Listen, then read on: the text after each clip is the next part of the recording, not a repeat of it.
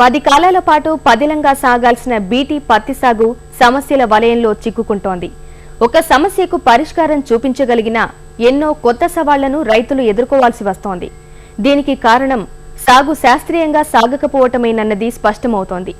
BT పరిజ్ఞానాన్ని కాపాడేందుకు BT పత్తి సాగు చేసే ప్రతి రైతు రక్షిత పంటను సాగు చేయాలన్న సిఫార్సు క్షేత్రస్థాయిలో ఎక్కడా ఆచరణలో కనిపించటం లేదు. బీటీ పత్తి విత్తనాలతో పాటుగా ఇస్తున్న నాన్ బీటీ పత్తి విత్తనాలకు పొలంలో చోటు దక్కడం లేదు.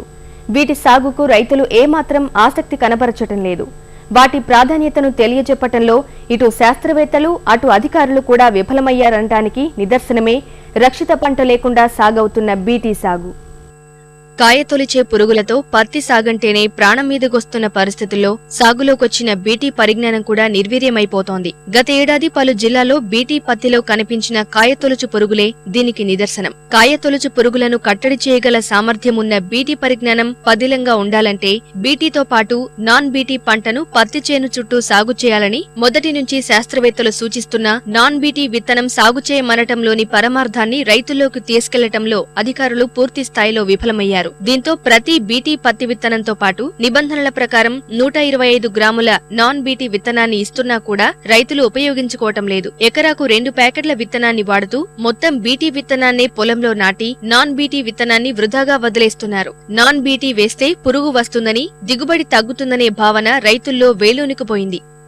విత్తనాలు మాత్రం బీటీ డబుల్ బీటీ విత్తనాలు వేస్తున్నాం. ప్యాకెట్ మాత్రం 120 గ్రాములు 150 గ్రాములు ఇస్తున్నారు. అవి వాళ్ళు ఎందుకు ఇచ్చేది చెప్పరో మేమేం చేయాలి అర్థం కాదు.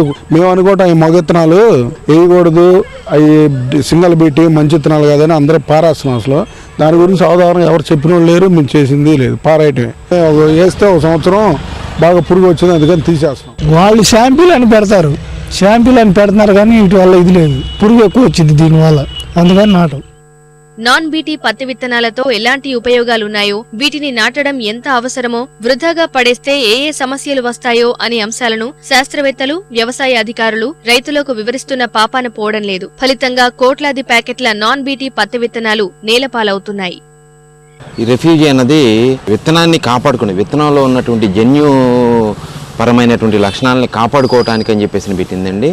అది కంపల్సరీగా ప్రతి ఒక్క రైతు కూడా నాటుకోవాలి. ఇది వేయకపోవటం వల్ల పురుగు ఒకేసారి రోగ నిరోధక శక్తిని పెంపొందించుకొని మన బీటీ అన్నది మనం ఎక్కువ కాలం కాపాడుకోవటం జరగదు. ఈ నాన్ బీటీ అనేసరికల్లా వాళ్ళకి టెక్నాలజీ తెలియక అర్థం కాక దీనికి పురుగు ఆశిస్తుంది కాబట్టి ఇది మనకు ప్రయోజనం లేదు, దీంతో రైతులు దీన్ని వాడటం వల్ల. కానీ యాక్చువల్గా వాళ్ళకి టెక్నాలజీ తెలియదు.